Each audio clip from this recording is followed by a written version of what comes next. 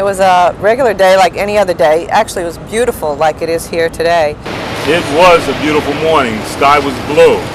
It was a beautiful, clear, sunny, crisp day. Warm, crisp, clear air. There wasn't a smog around. Everything was visible.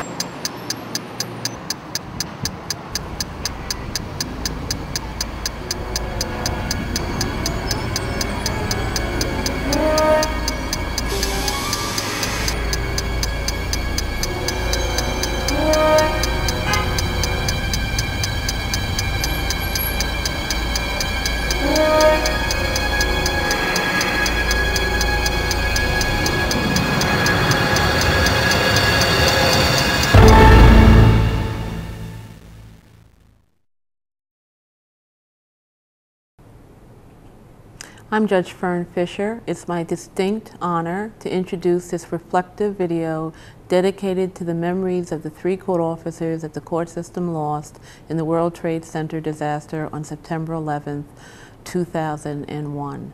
There's been 2 points of my life which I consider to be extremely low and where I felt extremely powerless: the death of my mother and September 11th, 2001. On that day, I was in Albany at a conference with most of the other court administrators.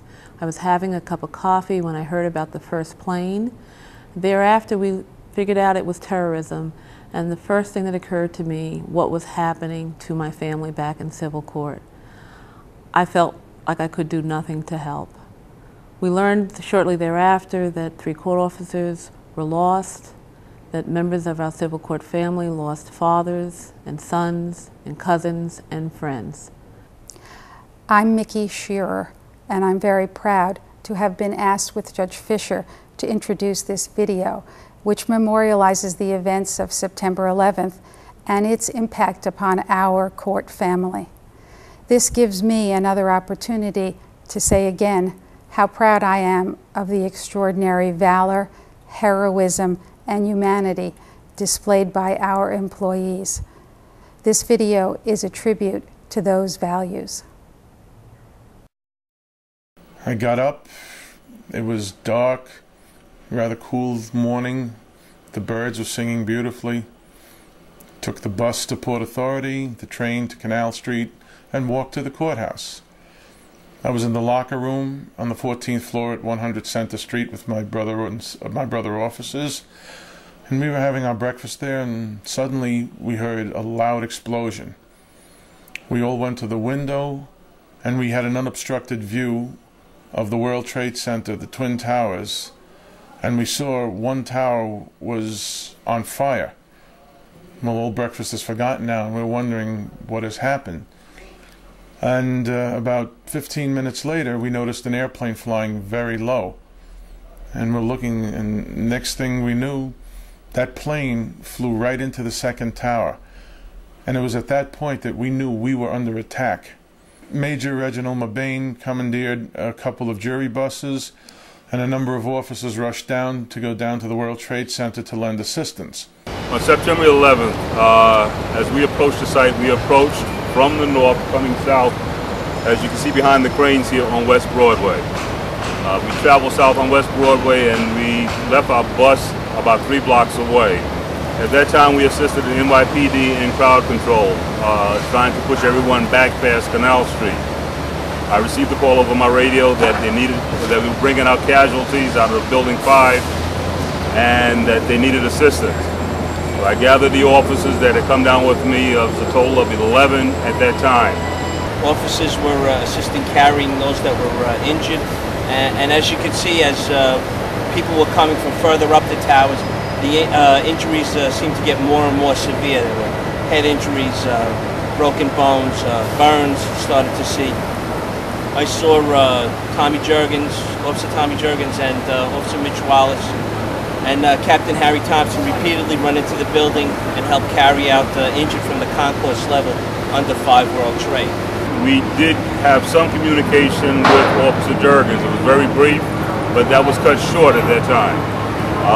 While standing there at the fire truck, we were told that we had to leave the area very quickly. What happened was the second tower had started coming down. The minutes ticked by, there was a call over the radio that another plane hit from another side. And at that point there was no doubt in our minds that it was a terrorist attack. There was no mistaking it, 100% certain. And it was a shame that so many people died, but we are still grieving for our colleagues and our comrades because they were really close friends. We socialized together, we spent a lot of time together outside of here. And they were really exemplary officers and exemplary human beings. And I'm not saying that just because they're gone, because it was true. They would help out whenever you needed help without even saying one word. They would just come by and give you a hand. They'd turn around, somebody else needed a hand, whether it was their job or not, they would just go over and give them a hand. It was a privilege to know these guys, it really was.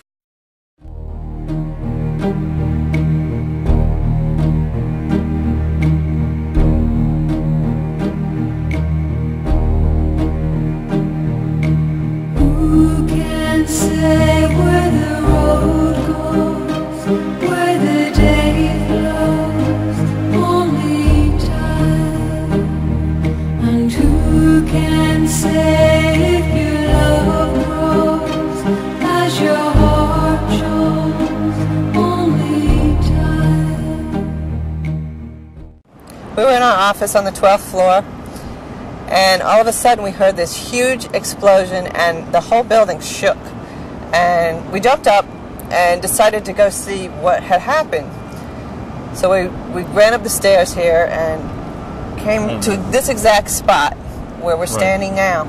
And you can see the buildings back here in the back there. They used to tower over that red building and the federal building right on the top. You can see them. A clear view of really, of the really building. tall. Right, and the first thing we saw was a huge hole in one of the towers and smoke just pouring out the top of it. And papers, lots of paper, paper flying all over the place. Paper and smoke, and the second plane hit.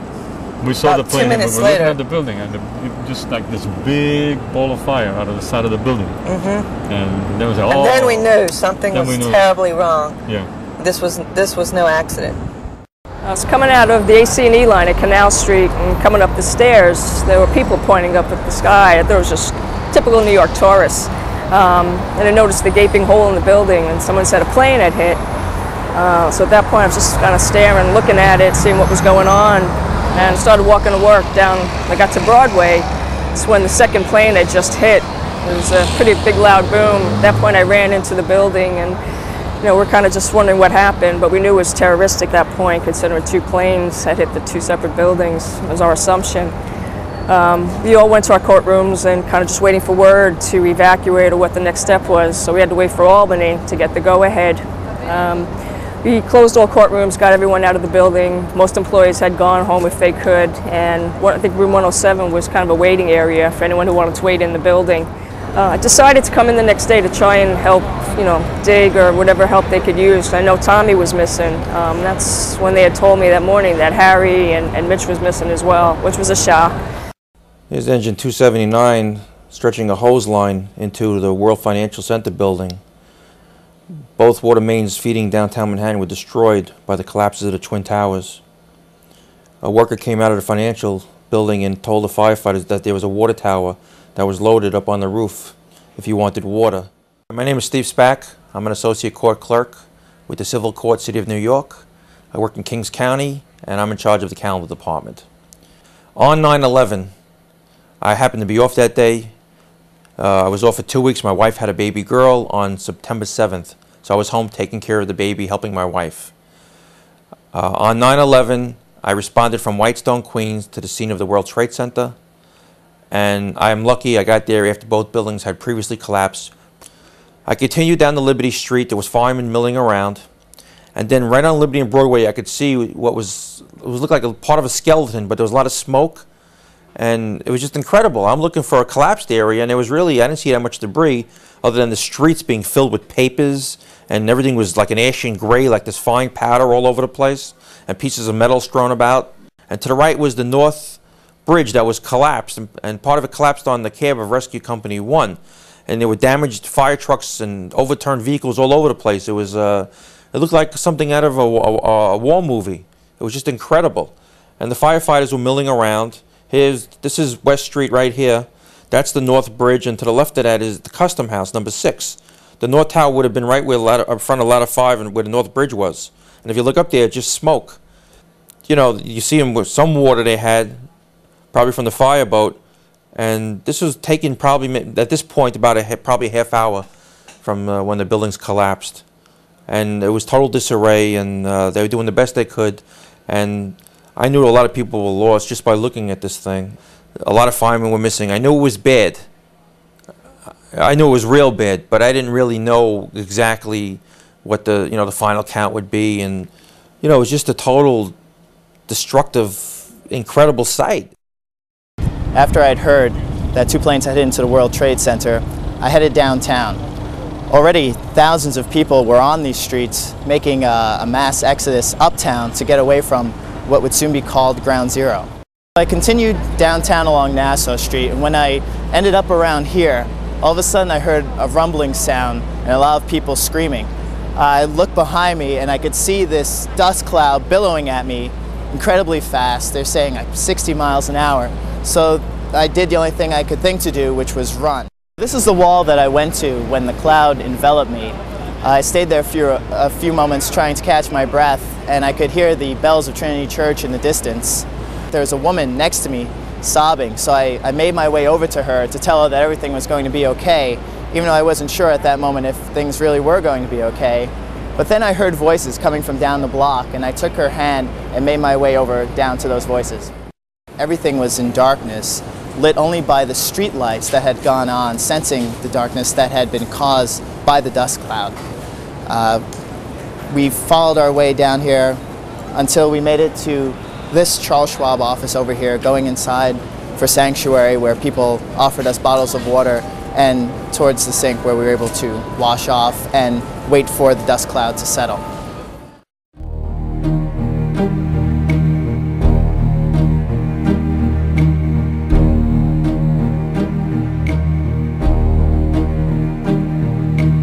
Who can say where the road goes, where the day flows?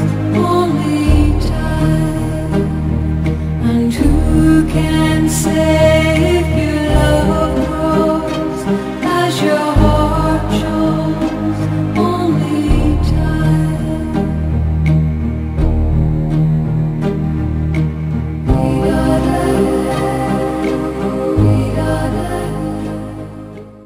We were starting our day as we normally do, setting up for the day's training classes, when we heard a loud explosion, and some of us started to wonder what it was, those of us that were in the main training room. And then one of the staff instructors came in and said that a plane had just struck the World Trade Center, and several of the members of staff, Sergeant Al Mascola, Patricia Maiorino, we ran into the men's locker room where we noticed smoke billowing out of the North Tower. It was at that point I decided that I would respond with Sergeants Al Mascola and Sergeant Andrew Wender. We saw people all over the place. We saw jet fuel everywhere. There was glass. There were people screaming and yelling, and the amount of devastation already was just unbelievable. We started to make our way up on the stairwells, assisting other firefighters as streams of people were making their way down the steps. We made our way up to the 19th floor, where we saw a whole bunch of firefighters mustering up on the corridors on the 19th floor. And it was at this point that we continued our ascent into the North Tower. We continued all our way up until we reached the 51st floor, and clearing hundreds of people. And the people were very gracious. Many people were telling us that, God bless you for coming in. People were trying their cell phones. I remember no cell phones worked. our Nextels weren't working properly. We're having a hard time communicating with the academy. While we were up there, the second plane had hit, and we don't know exactly what happened, but we felt our building shake, and shortly thereafter, we what was the South Tower collapsing. Like I said, we couldn't see what was happening, but we knew that it was time to get down. The rest of the staff and myself were actually watching from the locker room. We actually saw the second plane come down and hit the towers. At that point, and only at that point, did we all realize that this was not just a tragic accident, that this was actually a terrorist attack. So what I did is I dismissed the class, and I informed the class if anyone wanted to join us, that the rest of the staff was going down to the World Trade Center and try to assist any way we can. At that point, myself, Captain Harry Thompson, Sergeant Majorino, Sergeant Nate Grahn, and other officers from the class proceeded down to the site. We just fell into line and started working with the rest of the officers at the scene, police officers, firefighters, EMS, Port Authority, anybody that had a uniform was down there doing the job, trying to get the people out. And the people were coming down from way up, who knows what floors, no shoes, you know, burned, wet, bleeding, some of them in shock, and we were just trying to help them, you know, get out and get as far away from there as we could. While we were there, we heard a report. I was standing next to a police officer. He got a report that there was a third plane headed towards the World Trade Center. So I radioed the guys up in the tower. Between them, they have 10 children, and I'm thinking they got to get out of there. You know, they have to come down. I mean, there's just no way they could stay up there with a third plane heading their way. While I was outside the door, we heard a very loud noise. It was like an avalanche sound that you'd hear in a movie. And I looked up, the sky was turning black, and didn't have time to think. Me and the other officers ran inside Building 5, and it was extremely loud noise. You know, it shook your whole body, your lungs, everything. We got inside, the rubble was coming down, and where we ran inside was a lobby. It was a glass door, it's a glass-encased lobby. And while we were there, when the stuff came down, we were totally trapped by debris. And what we didn't realize at the time was that when they were getting trapped in 5 World Trade Center, that's when the South Tower actually had collapsed, and we were up on the 51st floor when that happened. And again, not knowing that the South Tower had collapsed, as Andrew said earlier, we decided to descend from the 51st floor. Truly a tragedy that our captain and co-worker Harry Thompson isn't here with us, and Tommy Juergens and Mitch Wallace, but it's a miracle that we were spared. It's like everyone said, as we're running up the steps in the towers to try to help people, the second plane hit, and we made it through that. And while we were up on the 51st floor, the South Tower fell down, and we made it through that. We made it down to the lobby, and then the building on top of us started to collapse, and it was only seconds after we were right outside that it fell down. And again, we were lucky enough, like Al said, you can't outrun one of the towers of the World Trade Center, so miraculously it didn't fall on us. When a few minutes later, when the dust finally did clear up enough for us to get up, and I remember hearing the chief directing us into what turned out to be a bagel shop, I remember saying to myself, I can't believe how close this bagel shop was. And I don't even remember seeing it while we were running, but it seemed to only be a few steps away when everything did clear. And it seemed to be pretty much intact other than the debris. And if just some more people could have made it there, it would have been you know, a lot better for them.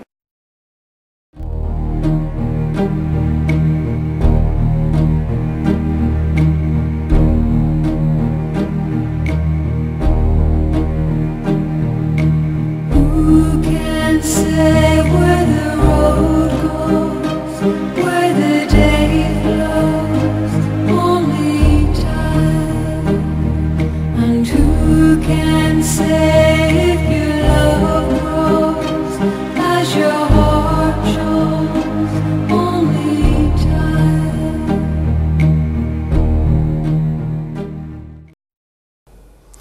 I got to the courthouse, and as I drove into the garage, Officer Juergens was there, as he usually was, patrolling the outside of White Street. I waved to him, and he waved at me. It was not until 5 after 9 that I received a telephone call from Zoe London, a court attorney in Kings County, and she was frantic because of what was happening and wanted to know if we were all right in the court. I immediately went up to the 12th floor, where I learned that I was one of the ranking judges here in the courthouse that day. And we were all consulting with the clerks, the captains, etc., so that we could have an orderly evacuation of the building. The evacuation was in fact orderly. I did stay until approximately noon, at which point they told me that there was nothing left for me to do and that I should go home. I did. I was numb. I'm still numb in my heart when I think about it, although it never leaves my mind. I'm sitting here today and I happen to be wearing the exact same suit, the exact same shirt, and the exact same tie that I was wearing on September 11th. September 11th was a normal school day, typical day for my son and I. Taking the number 1 train down to school. He's at Chambers and Greenwich Street, PS 234, and we were running late. He was upset about it, and by the time we got there, his class had already gone upstairs, and I'd kissed him goodbye and have a good day, and was walking up Chambers. I wasn't 1/4 of the way up the block when I heard that plane, and within seconds it hit, and I couldn't see because I was already out of sight of the school. And I ran back around, and there it was, like right in the World Trade, and ran upstairs to my son's class. They didn't even know what had happened, really. They had heard it, they had felt it shake, and my son's classroom looks right out on it. His class is right there, and it looks right out on it. So, the teachers were pulling it down, and the kids, you could start seeing them getting scared. And but, all of us parents that were in there, we just really thought, okay, it's an accident. It looks like something that, emergency services would be able to take care of. And we were ready to leave our kids. We were going to leave our kids there in that school, And I went back outside. That's when the second plane had hit. I didn't see it, but just seeing everybody running, you turn around to see what it was, and that's when the second plane had hit. And we all knew then that it was definitely not an accident. I grabbed my son, and, I just kissed all the other ones that were left, and we ran, and my son was like a rock. He was very cool, and I was hysterical, and I ran up Greenwich. We ran up Greenwich to about Reed Street, and then we cut over, and then when we got to West Broadway, I saw our jury bus coming down the block, and then I knew that I knew it was the officers, that some of our people from the courts were going down to help. And as part of my everyday commute, I would go through the World Trade Center, and it became an integral part of my daily routine. Places, the shops there you would use, the Starbucks, the Kelly Photo Lab, all of these became part of a daily routine. You would pass by the daycare center, see all the babies, the children playing, and then one day it was gone, all of it. In a matter of minutes, gone, everything. So the destruction at the Trade Center left a lasting impression on me. And I decided one night, after working a shift, when we were doing 24/7 security, to go down to the site and do some work at nighttime. And one thing about night is that it brings everything much more into focus. And the sheer horror of the scene at night really took a toll on you. I was there one night for 5 hours. The only thing anyone found while I was there was an identification card for a worker. It was found by someone next to me, an EMT from upstate. She turned it over at the crime scene, because that's what it was, a crime scene. And unfortunately, The whole night I was there, no one found anything except that one solitary card, which to me still an anonymous face, but to someone else, a loved one. And I can only hope that whoever found this card eventually got it to the family of the guy it belonged to. And maybe that's the only memorial this man and his family has, is that single solitary ID card. On that first weekend after 9/11, I was basically consumed with the desire to do something to recognize all those that had fallen, especially our own. And I started to put together a slideshow. It's a PowerPoint presentation, and I reached out to as many people as I know to send me pictures of 9/11, of what happened, of departments working at the site, and the response was pretty good. And I put all those pictures into a slideshow and put it to music. Then the idea came that we should do something here at 111. And what I wanted to do was something that would be able to last. And the slideshow itself didn't seem appropriate. So we started a discussion. We thought about putting up a bronze bust or a plaque or something along those lines. And then we found out about the Rose Brothers, these artists that seem to do a lot of work for the city. This idea started back in November, December, and there were a lot of obstacles to getting it done. And we were able to surmount all those obstacles. And the Rose Brothers were on the side, ready to start work the second we were able to start. And as you know, we were able to start work only a few weeks ago. And the canvas went up, and the next day, basically, the Rose Brothers were in painting. And they've been painting since then. Who can say where the road goes, where the day flows, only time. And who can say if your love grows as your heart shows, only time. That day, Harry Thompson was my co-captain at that time, and myself and Harry, plus the officers, we went down there together, and I believe Sergeant Mayorino said about some of us going to the right and some of us going to the left. Well, what I remember that day is myself and Harry was standing on the corner of Church Street when we got there. And Harry, I went to the straight across, and Harry moved over to the left, and I always remember myself thinking about it could have been very easily myself going over to the other side, and Harry, the one that's left standing. And I guess what it did, it made me think about Harry a lot more, and who he was, and how spiritual Harry was, and a lot of his philosophy was about enjoying, this whole ride. Life is a journey. It's a journey, yeah. We are very rare because we did a interview with Queens Public Television about surviving the tower falling and being inside when it happened, and assisting with the rescue of so many thousands of people. And I asked the officer that did the interview where the other survivors were, and she said there aren't any. You're the only people, rescuers, that were in there that got out. And I know there are some other firemen that were in an elevator, and there's a few here or there. But basically, as a whole, we were very, very lucky to survive. I'm very, very thankful that I survived. And I just wish more people could have survived.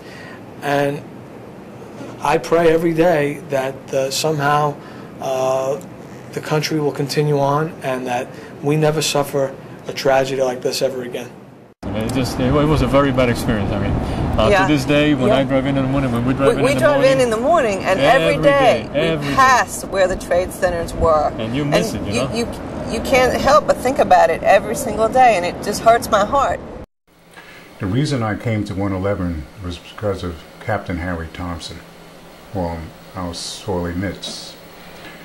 Mitchell Wallace was my relief during lunch hour. And Tommy was always the slender kid standing on the corner doing his security patrol. Those vivid memories will live with me for the rest of my life, and I hope they're in a better place. But I'll represent them here on this earth, as well as me and many of my colleagues. They'll forever be in my heart. When you walk through a storm, hold your head up high, and don't be afraid of the dark.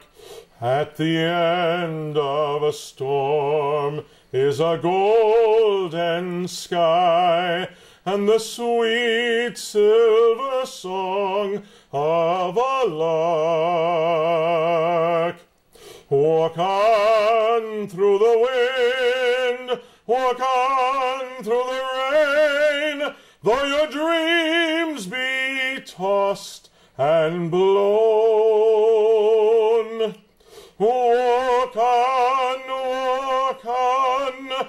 with hope in your heart, and you'll never